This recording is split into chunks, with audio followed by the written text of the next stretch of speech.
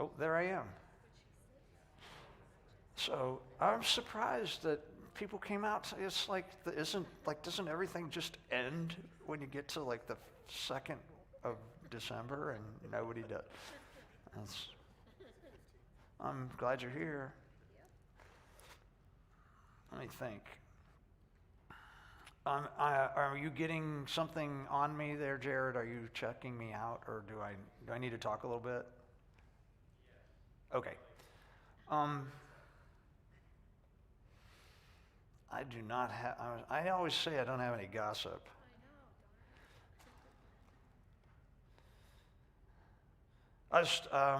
Did I talk to you about going downtown and collecting toys with Channel 6? So they do this thing that, I guess it's Channel 6. I will be honest, I never watch local news. And so I was it's pouring rain. I think it was last Wednesday. And it's pouring rain, whenever that day was. And I was there with Jennifer and I were there, and we were with Marcus and a couple other people from the care center. And then this gaggle of people who I apparently was supposed to know. I didn't know who they were. And then Kevin Gregory, he came. And I knew who he was because I remembered his dad. So I talked to him about his dad. But I felt really stupid because I was not fawning. It's like, they were all like, was some guy, Rafael Sanchez. He was just stunned that I said, "And who are you?" It was great. It was fun. And people were bringing toys, and we'd take them out. And I don't know if you guys remember, years ago, there was a dude that was called Macho Mike, and he did the YMCA at the Indians games. Okay, I'm getting a lot. Well, he was there, and he's wearing a Macho Mike shirt, and he was introducing himself as the guy who does. He hasn't done it for 10 years, and he remembered me. He remembered me and my name, because I was great friends with Cal Burleson, who just passed away, who was the general manager of the Indians for 30 years. And I would go to the games with Cal, and it's like he's somewhat special needs, but he's got some kind of savant thing that he remembers everything. And I got there, I came with Marcus, and my wife came in another car with another person from the care center. Macho Mike greets me as Tim, and it kind of freaked me out because I've not seen him in a decade. And then Jennifer comes, and he goes, "And there's your lovely wife." I'm just saying, don't ever do anything you don't want anybody to know about if you're with old Macho. Your wife was there, Brad. Hannah was there, yeah. And it was interesting. But he said the same exact thing to everybody. His same thing to everybody the whole time. Anybody that would come up, he'd tell them the exact same stuff, which was fine, but he knew my name. So I'm just saying. Did you ever see him? You remember that? Why he got to where he didn't even do the things. He just sort of went like this, because he was Macho Mike. He got on the dugout, yeah, and he would do YMCA. Yeah, it's okay. He's a good guy. And he may come out. He said he was going to come out here to one of our toy giveaways. And my bet is he does. Because I just had to tell him one time where I was a pastor and what the address was. And he would say, "Well, I'll see you at Grace Church at 5501. Is that what it is? 5501 East 146th Street on the whatever day. He gave the date. He was saying it. So it's like, I'm betting on Mike. I'm betting on him. Anyway, is that enough? Okay, great. Thanks, Jared. That was a really great experience. I did watch the news that night because they were filming constantly. And the only thing that was on the news, I was? Not you, Marcus. Oh, well, I knew Marcus was. They interviewed him. I don't care if I'm on YouTube, but Marcus, yeah. But I watched the news, and they only showed some Santa who showed up. Oh, and they showed Kevin Gregory taking toys from him. Right, Hannah? Hannah was down there with us. Yeah. She works at the care center. This isn't going to be on anything, is it? She is the soul of the care center, can I just say? She is. Not to brag on her, but I just will. Okay, we are in chapter 9, and we were in the middle of the Transfiguration story, and I have material to finish this, and I had said last time I didn't really want to go into the next story, but I have material down through verse 18. We'll just decide when we get through with this story, the Transfiguration business, whether you want to go on. You can tell me. I didn't bring the stuff past verse 18 because I just knew we wouldn't get there, because I know how much I have on the verses leading up to it. So, by the way, I'm just going to say, and some of you were there, but I preached at Fisher's this last weekend, and it's listen to me say it's worth a listen. It's just a different spin on some things for Christmas. The Christmas story on Joseph, and I thought if you're bored and you need something to do for 25 minutes, go to the Fisher's website. I thought the information was okay. I see a number of people who were there, and I told Susie that I preached there, and she said, "Yes, you did. You were there, right?" Yeah. It was probably, she's heard me so much all these years. It's like, there he goes again. Okay, all right, we're at let me just pray for us, and then we'll jump in. Lord, thank you so much for this opportunity to look at your word and to see your son's heart in this passage, and to see a bit more, a lot more of what he was thinking, and how he had so much on his mind. Lord, we'll talk about this, but I just pray that we bring honor to you and your love for us and all that you've done for us through your Son, particularly at this time of the year when we are celebrating the coming of Jesus. And I pray, Lord, that maybe something tonight will help us to never forget the purpose in his coming as we celebrate this Christmas time. So thank you in Jesus' name I pray. Amen. Alrighty. We stopped at verse 11. I'm not going to read the whole of the Transfiguration. I'll start at verse 9, and then we'll go from there. Is that okay? It says, I think most of you know the story now. It says, as they came back down the mountain, and this is from seeing the Transfiguration, he told them not to tell anyone what they had seen until the Son of Man had risen from the dead. So they kept it to themselves, but they often asked each other what he meant by rising from the dead. Then they asked him, why do the teachers of the religious law insist that Elijah must return before the Messiah comes? Jesus responded, Elijah is indeed coming first to get everything ready. Yet why do the scriptures say that the Son of Man must suffer greatly and be treated with utter contempt? But I tell you, Elijah has already come, and they chose to abuse him, just as the scriptures predicted. Okay, we'll stop there. The business of Jesus telling them not to tell anyone until the Son of Man had risen from the dead was all had to do with what was coming in the future. But the disciples have another question, because what they've just experienced is going to raise all kinds of questions in their minds about things, and it's all about what they've just witnessed and how it relates to the moment they're in right then. Does that make sense? They have a question that relates to what is going on, and they ask, why do the scribes say that Elijah must come first? And I may have talked about this a little bit last week, but we have to put it into this question into the context of first century rabbinical teaching on the coming of the Messiah. We've talked about this, I know, but the teaching came out of Malachi. Didn't we put that up last week? We put Malachi, I believe we did, chapter 4, 5, and 6, which says that the prophet Elijah would return to the Jewish people before the great and there it is. Look, I am sending you the prophet Elijah before the great and dreadful day of the Lord arrives.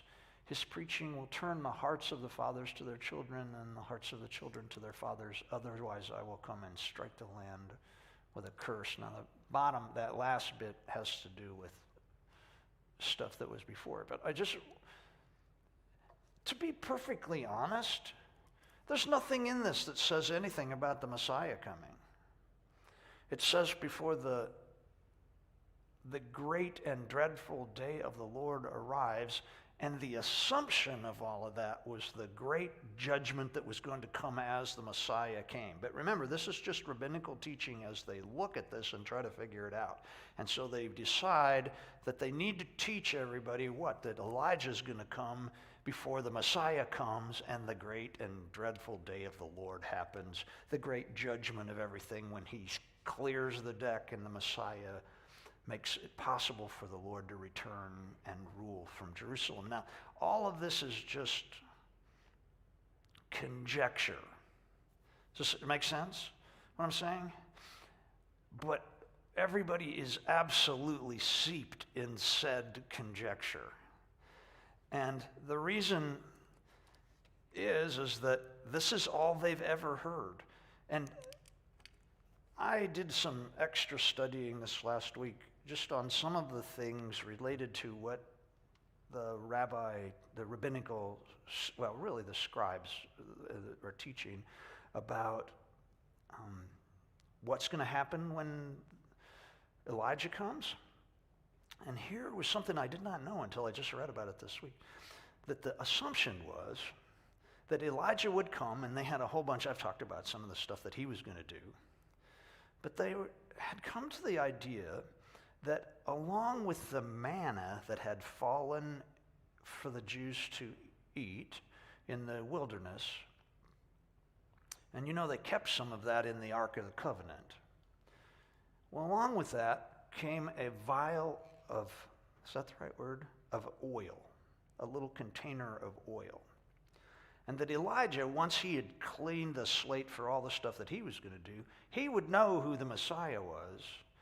But the Messiah would be a guy walking around who did not know he was the Messiah.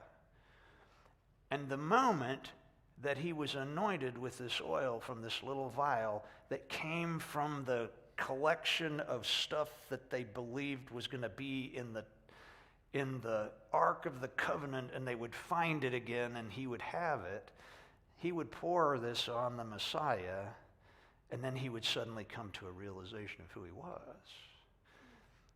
Now think about this. This is the teaching that they've been hearing. Peter, 6 days before, had said, Jesus says, "Who do you think I am?" And Peter says, "You are the Messiah." Well, Elijah hasn't anointed Jesus with any oil. Elijah hasn't done anything like that. And they just saw who? Elijah. And so they're very confused. Why do the scribes say that? Why do they say that Elijah has to come first? Because now they're wondering, they've got two things going on in their heads. One is, maybe the scribes have just been wrong about this all the time, and they've just been giving us a bunch of bull for like forever. I say, it says teachers of the religious law in the NLT, but it's the scribes. Why do they insist that Elijah must return before the Messiah comes?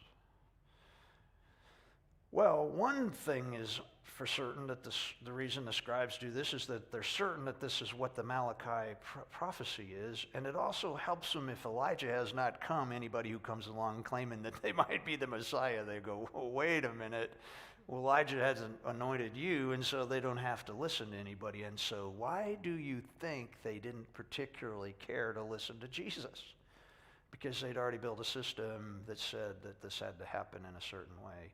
And they certainly didn't recognize John the Baptist as an Elijah who had come as a forerunner. And so, anyway, so the disciples are either thinking, we have been taught something that is absolutely untrue,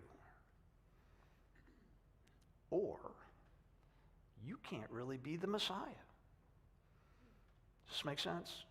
Because we just saw Elijah, and he's not done any of that stuff everybody says he has to do, and he certainly didn't anoint you with oil, and he certainly didn't do any of that stuff, and so now they've got this problem.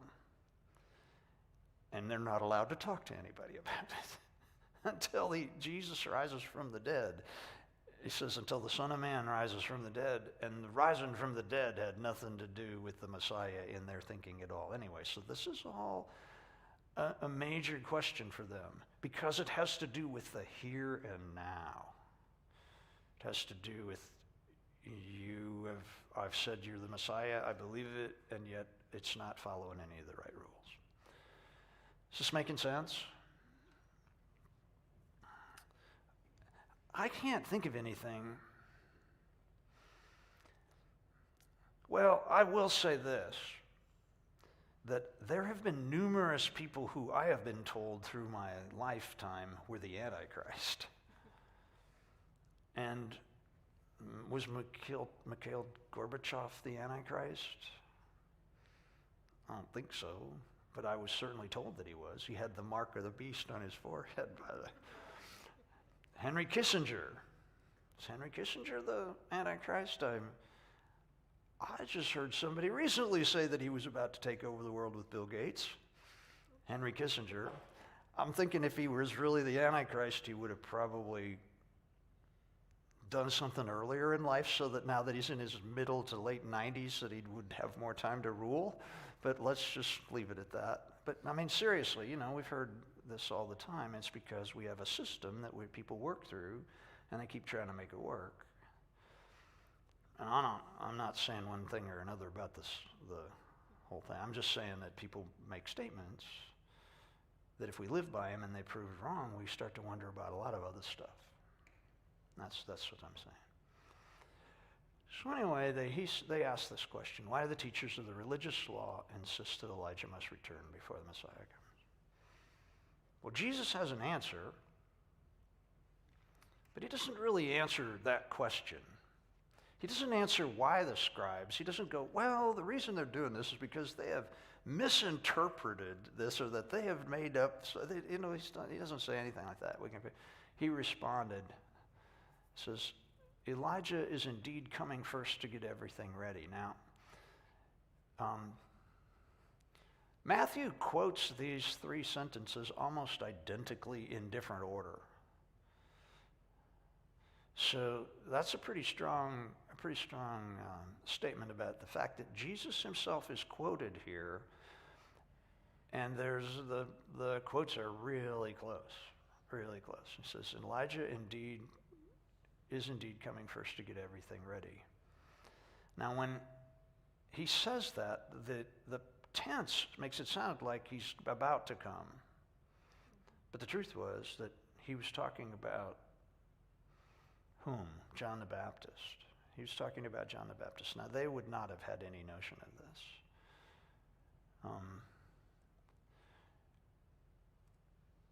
The one thing that I really want to stress is this. We can tell by what Jesus says here what was really on his mind. We can tell that he is not particularly interested in answering this question because he knows that something else is coming. And this is what's on his mind. I'm going to just read through it, and I just think about this, what he says. Elijah is indeed coming first to get everything ready. Yet why do the scriptures say, and so he asks a question, why do the scriptures say that the Son of Man must suffer greatly and be treated with utter contempt? That's what's on his mind. But I tell you, Elijah has already come, and they chose to abuse him, just as the scriptures predicted. That first statement about the fact that, yeah, he's saying, yeah, this is true, but he's not going to give him any details about it. He's not going to go, now listen, this Elijah thing, it's not the same Elijah that you just saw on the mountain. It's like an Elijah-esque person who's going to get everybody thinking, because you know what John the Baptist's whole thing was? John the Baptist's whole thing was that, and just, do you want to know what his whole thing was? His whole thing was this: you Jews are so far from what God wants you to be that you need to be baptized.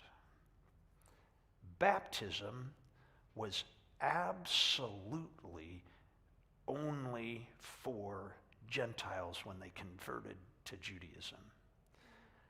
The baptism of the dunking in, like the immersion baptism that John the Baptist practiced, the reason they called him John the Baptizer was because what he was doing was outside of what Jews ever did. You did not have to be, you know what they called a Gentile when a Gentile was baptized in that time?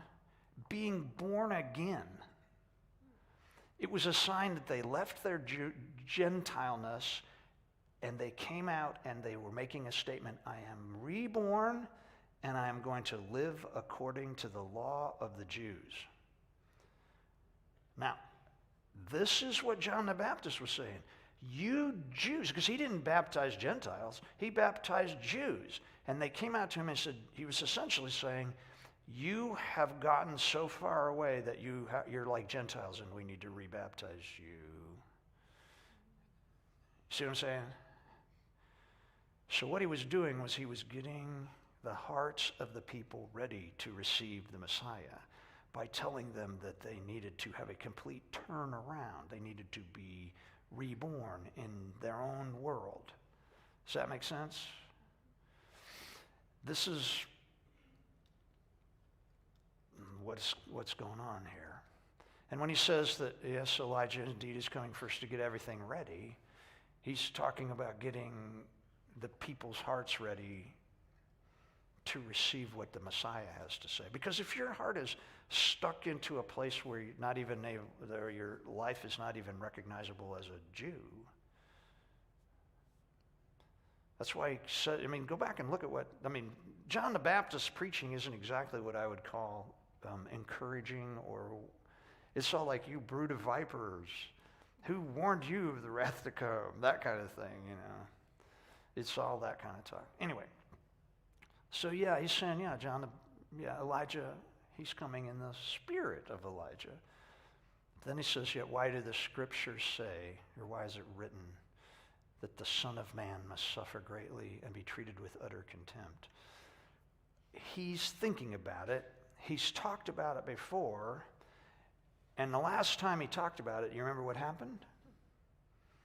Peter took him aside and said, hey, let's not talk about this, okay? There is nothing whatsoever in the thinking about a suffering Messiah. And yet Jesus is bringing it back up. Not because he wants them to get their thinking all lined up right so they'll be on the same page with the way the prophecies are. No, it's because he's the Son of Man and he's about to be what? Treated with utter contempt and have to suffer terribly. And this is what's on his mind. Because he knows now, the first part of Mark leads us up to find out who he is. And then from where we are now, we're only going one place. We're going to the cross. And we know who he is that's going to the cross. And that makes a huge difference now. And so he brings us up, and it's because he's just on, he's on a mental road like this. And he says, but I tell you, Elijah has already come, and they chose to abuse him, just as the scriptures predicted. Now, you have to look really hard to find anything about predicting Elijah would have to suffer. The original first Elijah. Jesus is reading, though, Isaiah 53 completely differently than anybody else ever read it. And this is just part of it. I'm just going to tell you, over the Christmas period, when you all have those days when you don't know what to do with yourself because everything is shut down and nobody's doing it, go back and read the whole chapter. Just go read Isaiah 53. Because they were not thinking about it in any terms of the Messiah being the suffering servant. And yet Jesus is thinking about it absolutely. This is still an issue with Jews today, that they see this as, they see it primarily as Darius, one of the rulers I think of Persia, who freed them away from, who gave them back. They've got it all figured out, but yet it was our weakness, says he carried. It was our sorrows that weighed him down. And we thought his troubles were a punishment from God, a punishment for his own sins, but he was pierced for our rebellion, crushed for our sins. He was beaten so we could be whole. He was whipped so we could be healed. All of us like sheep have strayed away. We have left God's path to follow our own. Yet the Lord has laid on him the sins of us all. We can't read that and not see Jesus. They couldn't read it and see the Messiah. When Jesus starts to talk about this is not crossing their minds at all. And Jesus is just essentially saying, you guys are going to need to rethink all of this, because what's going to happen? He knows what's going to happen to him, and what he's worried about is that if they don't figure it out, when the stuff happens, they will abandon him. They will abandon him because they've got all this other stuff working in their heads. All this other stuff. Now, I want to say one thing about, and I've got tons of notes about this, but as you see, I'm not looking at my notes again tonight, so so typical of Tim, isn't it, not to look at this. Do you guys ever read those notes? Do you ever read them? You read them? Some of you read them, and you go, why didn't he talk about that? There is an aspect of Elijah's ministry that he suffered. And I have in the notes the exact passages that really relate to it. But he particularly suffered at the hands, now follow me on this, at the hands of a very strong-willed, evil woman named Jezebel and a weak king named Ahab. And most of his suffering for being a legitimate prophet of the Lord and someone who lived his life in the manner that God wanted it to be. Was this it? Yeah, there we go. 1 Kings 19.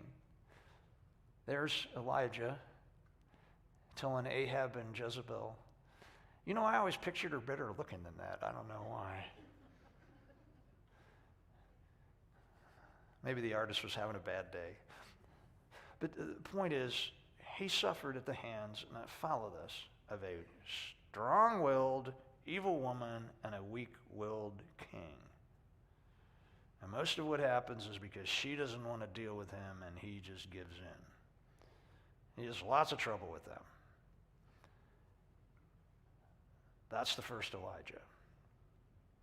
The second Elijah, John the Baptist, he suffered in the same way to a strong-willed, evil woman named Herodias and a weak-willed king named Herod. And in this instance, you know, the reason that he was killed was because there he is, there's his head on a plate.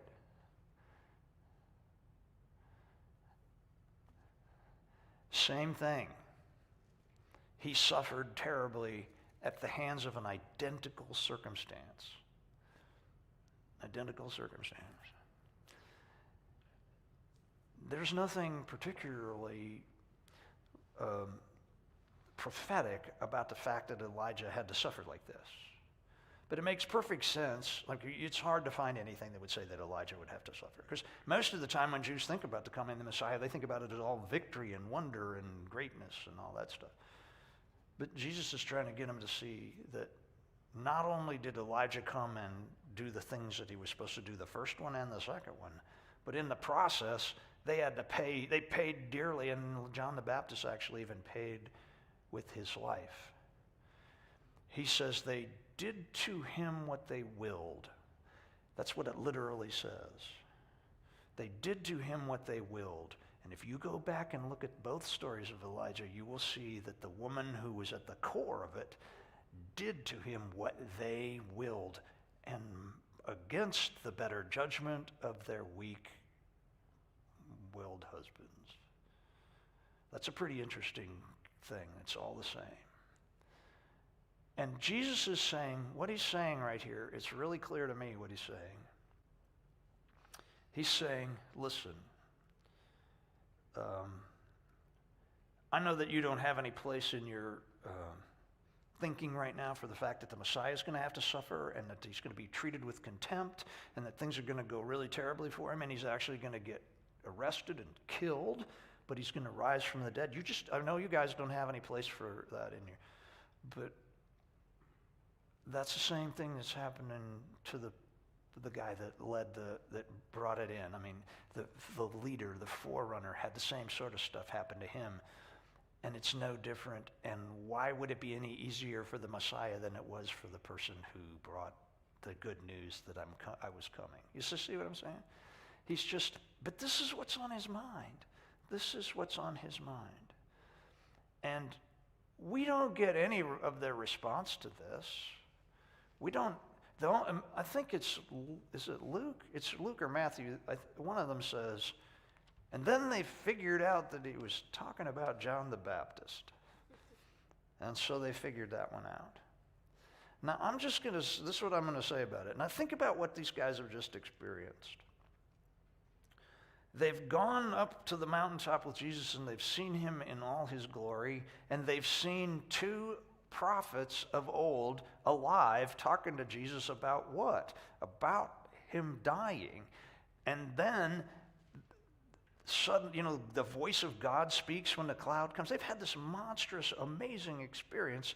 And then Jesus says, don't tell anybody about it until I rise from the dead. And they're thinking, wait, what does he mean by that? But we can't talk to anybody about it.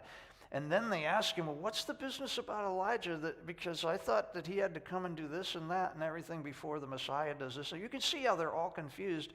And then they say, what is it about Elijah? And then all he really talks about is the suffering. All he really talks about is the suffering. Now, I have something to say about that. And I don't think this preaches what I'm about to say. But if you go back and think about who was there, it was Peter and James and John. James is put to death almost immediately in the life of the church. He suffers and dies. And then when Peter gets around to writing his first letter, and that's the book that I was fortunate enough to watch Grant Osborne translate for this translation of the scripture when I was in his class working on this. Do you know how many times, I didn't count them, the word suffering is in the book of 1 Peter? It's there all over the place. Suffering, suffering. Don't worry when you suffer. You will have suffering, suffering, suffering. Not only did Peter figure out all this stuff that Jesus was talking about, not only did he figure out what it meant for Jesus to die and to be raised from the dead, but he also caught the vision. And I'm sure I've said this in the class. I had one day where I was in this small group of people, and actually Jeff, who's up there, heard John Piper say the same thing, and he said, if you want to be a pastor, I will only guarantee you one thing: suffering. Suffering. And Peter knew it was true by what happened to him once the Messiah had risen from the dead, and he could tell everybody what he saw. And immediately, what did he get out of being able to tell everybody about that? He got to suffer. And I know that the gospel is good news. I know that it's good news. But if you were on the front lines for the gospel of Jesus Christ, the only thing that I can promise you is what I have found to be true in the 30 years of me being a pastor, and that you suffer. And you suffer quietly and alone most of the time. It's just true. But it is the means to the making us more and more like the one who suffered the most. And that's Jesus. And I just find that strongly powerful. And he says they chose to abuse him just as the scriptures, it says, predicted in ours, just as they had written. So we need to say, where was it written? It was in chapter 53 of Isaiah, and we need to read it once a week. Because it will tell us what he did for us that he did not have to do. So, you need a break from me. Let's take 5 minutes, and then we'll move on to the next hunk.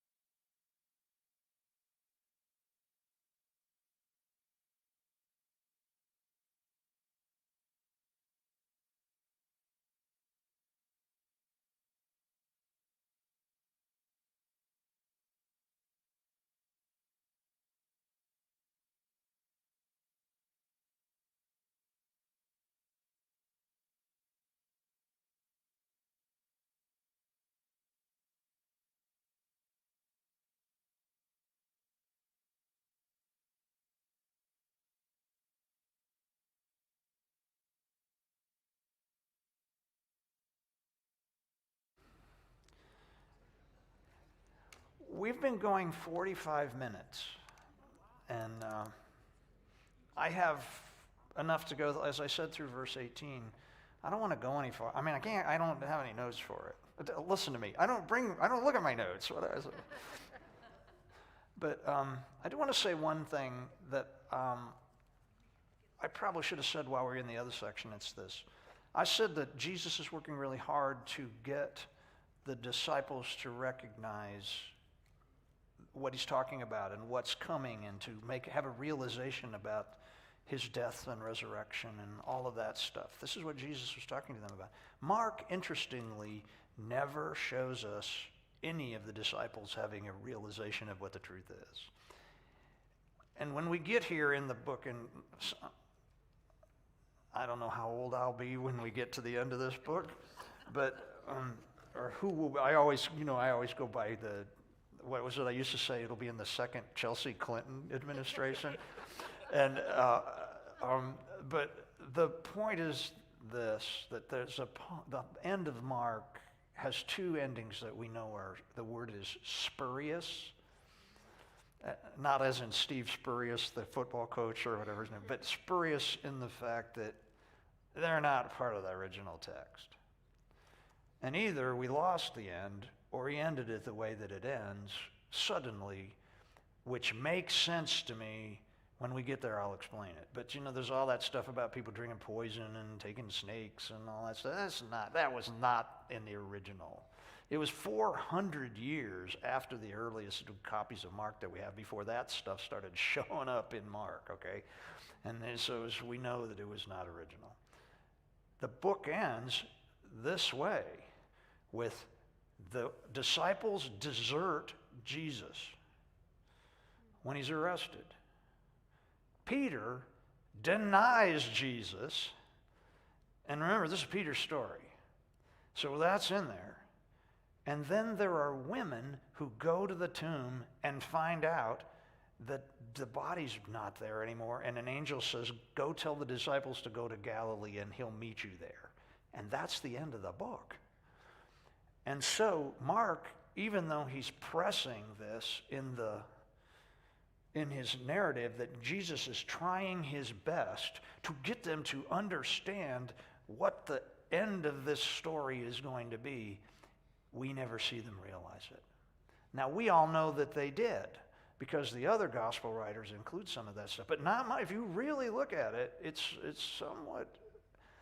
John, who writes much later, gives us a lot more information about it, probably because he saw all three of the other gospels and said, nobody really talked about what happened, as much as that people need to hear it. Though I am confident that when Peter was telling the story, he probably stopped at that point, and then he went into some sort of preaching mode about it, and this is what happened in my heart, and that doesn't need to be in a biography about Jesus. You see what I'm saying? And so it makes sense that the disciples are never shown to get it in this book. We are fortunate that we know the end of the story. So I just thought I'd tell you that. Okay, we ready to do this? You want to move on, or do you guys want to go home? Is there something, I don't know, is there a basketball game on tonight that everybody wants to see? No primary elections or anything? Like for what? I think I've gone through all the primary elections from like back when, I think the first Bush administration, I was thinking. So anyway, here we go. Okay. Verse 14, I'll read through 18 and we'll see how far we get. When they returned to the other disciples, they saw a large crowd surrounding them. Some of the teachers of the religious law were arguing with them. When the crowd saw Jesus, they were overwhelmed with awe, and they ran to greet him. What is all this arguing about? Jesus asked. One of the men in the crowd spoke up and said, Teacher, I brought my son so you could heal him. He is possessed by an evil spirit that won't let him talk. And whenever the spirit seizes him, it throws him violently to the ground, and he foams at the mouth and grinds his teeth and becomes rigid. So I asked your disciples to cast out the evil spirit, but they couldn't do it. Okay, I brought notes to that point. And I just say that we're coming to one of the most difficult to fully understand sections of the book of Mark. primarily it has to do with Jesus' response, which we will not get to it. I just want you to know it's not as bad as it sounds. Okay, can I just tell you that part? It's not as bad as it sounds, but this story is in all three synoptics, and it's kind of the same. It's kind of the same. It follows right on the heels, obviously, of this glorious moment on the mountaintop, and in some sense, and this is the world of the text, it follows. We've already said that Jesus going to the mountaintop earlier with the disciples is a bit like Moses going to the mountaintop and receiving the law. And there's Moses up there. And so it's clear that we're supposed to see this glorious moment of Jesus as connected to the giving of the law with Moses. Well, do you guys remember what happened when Moses came down from getting the law? Besides the fact that his face was shining, they were worshiping the golden calf. He's gone for 40 days and he comes down and they've already decided that he got killed up there and they make a calf to worship. Now, that's terrible. Now, when Jesus comes down, he's going to come down and he's going to find out that his 9 other disciples don't have enough faith to take care of this demon. And that's not as bad as finding him worshiping a golden calf. But it sure is coming down from the mountaintop and being disappointed terribly by something that you just didn't expect. I'm sure that none of the disciples who were with Jesus, just think about how they're thinking very theologically, and they're thinking about the suffering of the Messiah, and they're thinking about Elijah coming and all this, and then they come down to the bottom and everybody's having a big fight. And they've got to deal with something terrible. And it's like, what just happened? And they're holding their lips shut because they know they're not supposed to tell anybody anything, and then they have to deal with this. So this is a picture in Jesus' life of being like what? Moses. Like Moses. And what was the prophecy? I will send you someone like Moses, who will lead the people. So that's why we get these things. Anyway. Now, Mark tells us, within the crowd, he says, when they returned to the other disciples, they saw a large crowd. By the way, in the Greek, it says a great crowd. So, that just means a lot of people. There are a lot of people there gathered around the disciples because they'd come to see Jesus, but these guys are next to... If you can't get Jesus, you get these guys. And everybody's assumption was that whatever the leader, the rabbi, or the teacher is about, then his disciples are the same. That it's the same thing. And that's why this man asked them to cast the demon. By the way, back in chapter 6, they got told that they had the authority to do it, and they did, and they saw it happen, and so everybody's thinking they can still do this anyway. So they have this large crowd that's surrounding them, and it says some of the teachers of the religious law were arguing with them. It's literally the scribes. Now, we have to ask, see, we're also used to people arguing with Jesus or being after Jesus that we don't think about the fact that, now remember, do you remember where we are geographically? Do you remember we were way up north, a long way from even Galilee, and Galilee is 3 days' journey. Oh, great, thank you, Jeff. Okay, it's north of, is it even on the map? Is it off the map where we think they were? They were in Caesarea Philippi, and then the mountain is off the map. Now, down here is Jerusalem. The scribes were primarily located in Jerusalem, where they worked on the law, and so what are they doing there? Why did they travel that far? Even if they're from down here somewhere, why would they travel all that way to check out Jesus? And there's a lot of questions about that, and I think they're actually relevant to the whole thing that we're about to see here. Probably they had traveled that far because they had heard about Jesus and they wanted to check him out. They wanted to check him out and see what it's about.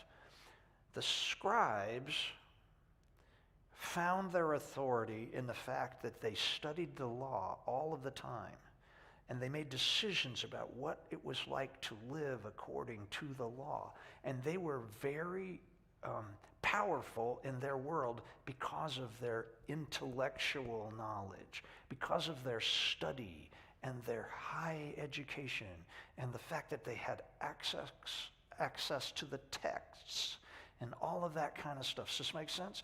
They were given authority because of their knowledge. And it could be that they'd heard that Jesus was teaching things about obeying the Sabbath and things about the law that they wanted to check out on this out, because we just can't have anybody going around telling people what to do if it goes against what we're teaching. Now, this could be why they're there.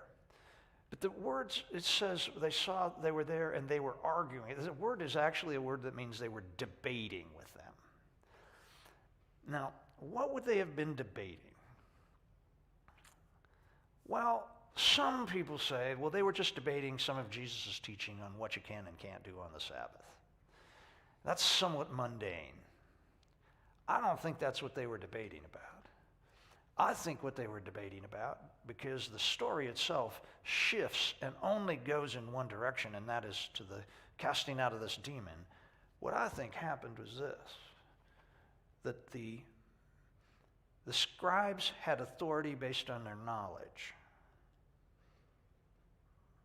their education. The disciples, those 9 disciples that were there, were not highly educated men. They were not people who could claim authority in any manner based on their education. But they had authority that was given to them by whom? Jesus, to do what? To cast demons out and to heal the sick. And what do they now have? What are they confronted with? A young boy who's very sick, who has a demon, and they are using their authority to try to cast this demon out of this young man, and it's not working. And so what they're debating about is whether or not, because they're disciples of whom? Jesus. And where did they get their authority?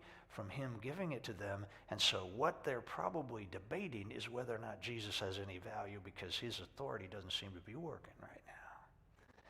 And what they're arguing about is who has the authority to do anything. Does that make sense? I think that's what they were debating about. Because this is what the reason the scribes would come. They would be looking for right ways to say that he has no authority to speak about the law. And he has no authority because here's what the thing was. They saw signs of power as being a way to say, listen to what they say. And here are the disciples going about trying to show a sign of power, and it's not working.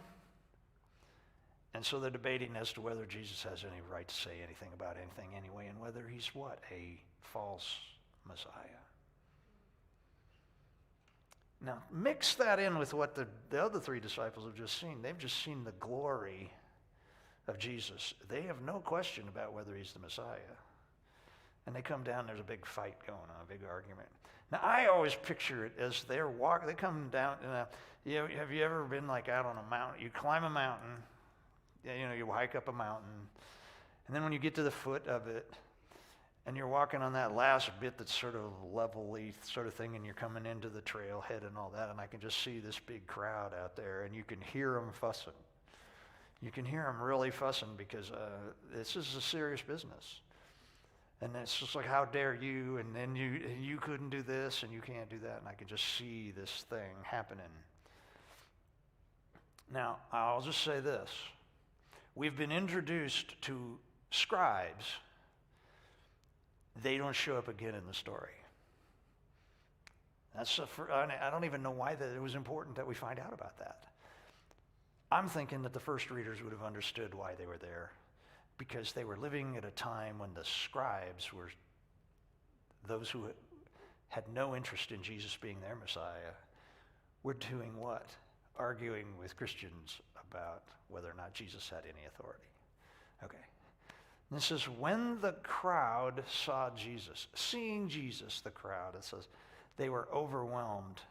This is a word the word that gives us overwhelmed is used, I think, 5 times in Mark, and it's always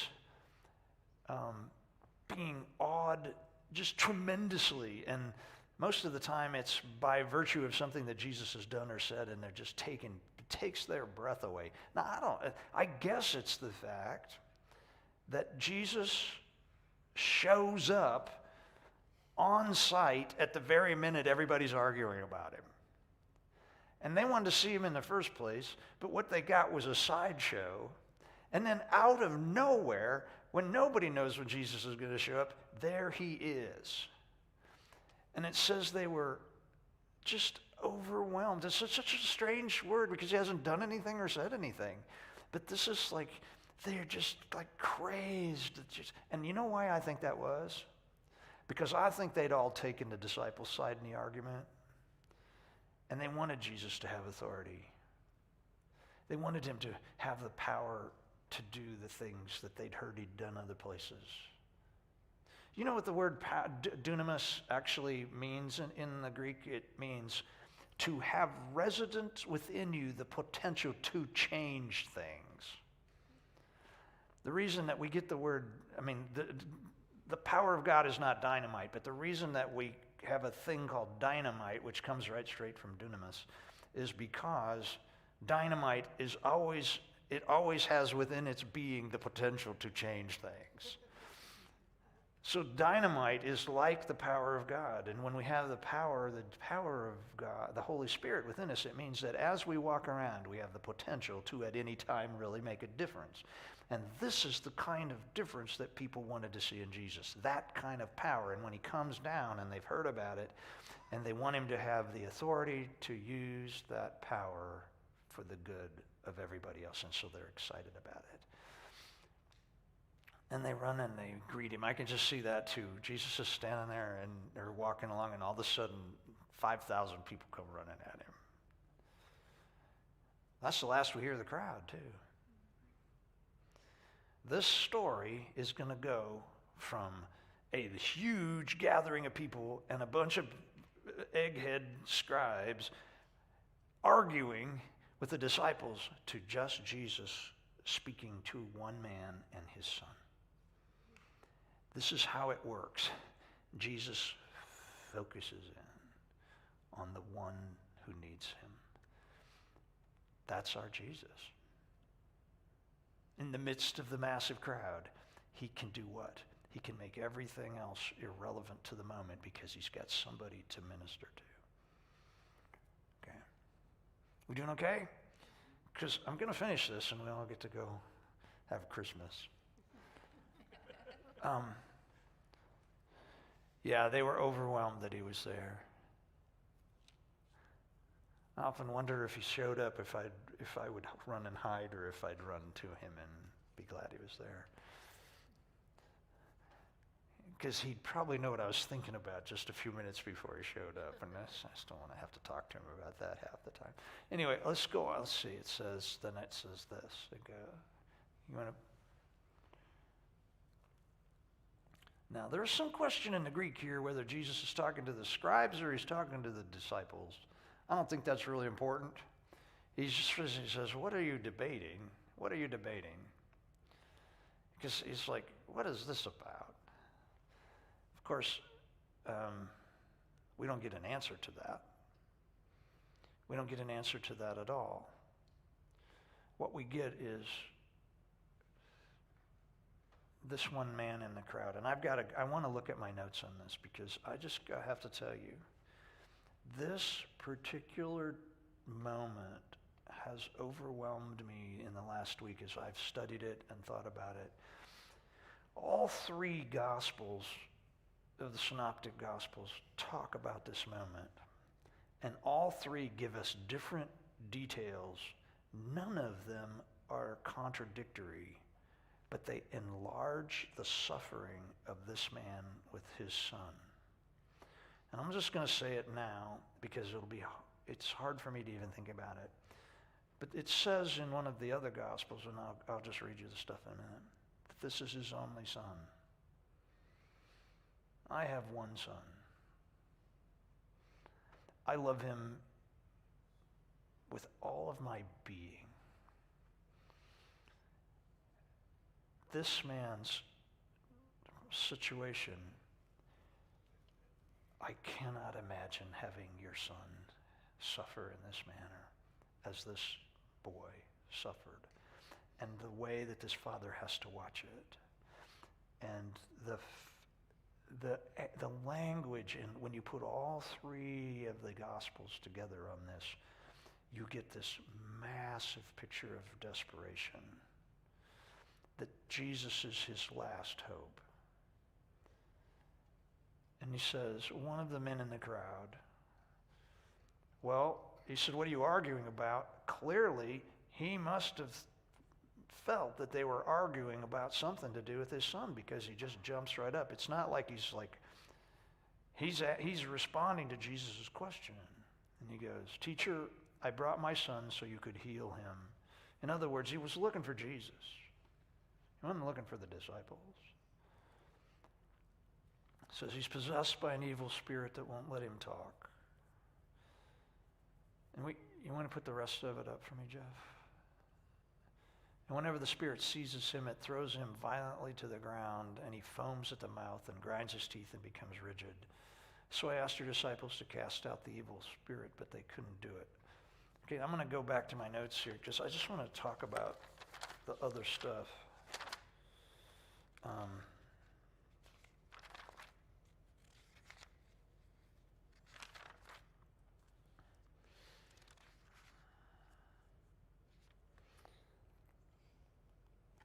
One thing, right when he starts, can you go back to the verses before, Jeff? He says, he calls him teacher. I think that this is a moment. You know who were there? Were the only people that were really legitimately called teacher in the Jewish world were the scribes. And yet this man refers to Jesus as a teacher. I'm sure that they're going like, wait a minute, who does he think he is? We've just found out that he has no authority to speak about anything because his disciples couldn't do anything about this problem. So I'm sure this was a bit rough to them. But let me find it here. Okay, his answer to what they were arguing about, I say, is heartbreaking. He said, I brought you my son, possessed with a spirit that makes him mute, so he can't speak. And literally it says, whenever it seizes him, it tears him. And to tear someone meant to throw a person on the ground, violently throw them on the ground. And he says here that it literally says he wastes away. What that means is that your body becomes stiff or rigid, like a dead person, like rigor mortis is set in. This is what it means. And a lot of people hearing this stuff about him gnashing his teeth and foaming at the mouth, they think he has epilepsy. We go immediately to epilepsy. And in a lot of Bibles, they say, Jesus heals the epileptic boy. I just want to say this. And I've got a lot about it in the notes, but they knew the difference between epilepsy and demon possession. This man clearly is not talking about his son having epilepsy. He's talking about him having an evil spirit what he's doing to the son mirrors epilepsy in some ways. But this is not a healing of an epileptic boy. This is not ancient people being ignorant of these sorts of things. They knew the difference. They talk about the difference. In medical in ancient medical books and things like that. They see this as absolutely something that has taken over his life and is causing him to have all kinds of other problems. Because I just want to read you what it says. Let me read you what it says from the others. Okay, just let me say it. Matthew tells us his father says he is moonstruck and ill, and he often falls into a fire and into water.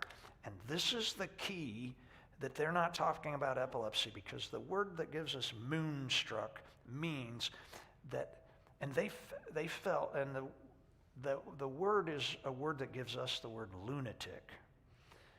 And it comes from the fact that they believed that the moon itself had spirits who inhabited the moon, who affected our lives at certain times of the seasons of the moon. And so they felt that there were spirits who were connected to that moon, and they did terrible things to us and made us crazy. And we get the word lunatic from that because people at a time thought that the moon had something to... Now, I know I have a great friend who is an ER physician, and he says that in a full moon, people do go crazy and things get worse, and it's because people are lunatics. But the reason that we even have, I saw Barb nodding her head, her husband is a doctor, and I'm sure that it is true that people just get crazier at a full moon. But they noticed this, and in the ancient world, what they thought was that there were certain spirits who came with the moon and made people do crazy. They took over and did horrible things. This guy is thinking it's got something to do with the spirits of the moon. And it says, he says, and ill, and so I remember, let's see, it means, that word actually means to suffer physically greatly. That's what they're doing to him. And then Luke tells us this boy, he said that he's trying to kill him by making him fall into a fire or fall into pools of water and drown him. So this spirit is trying to kill this boy. He's trying to cause him to kill himself. And then Luke tells us that the boy is his only son, and that it seems to grab him and make him scream. And then he says that it never leaves him alone. And the word is actually a word that means bruising, but it's simply it's a word that actually implies trying to destroy you utterly. Now let's put all that together. Put it together. You've got one son. There's something that is some kind of spirit that never stops attacking him, that causes him to fall on the ground violently and his body to go stiff. He grinds his teeth. He foams at the mouth. He throws himself into fires and into pools of water, and we have to save him from killing himself in those moments. And he's in great pain. Is that enough? It's his son. He comes to Jesus. And he gets the disciples. And by the way, the boy can't talk. He can't say a word about any of this suffering. I'm just saying. The more I thought about this, can you imagine the pain of this father, the shame of the family, the difficulty of dealing with this boy? And he brings him to the disciples of Jesus, and they can't help him. I think it's Matthew, it says, he doesn't call him teacher. He calls him Lord. And it says he fell on his knees before him and said, Lord.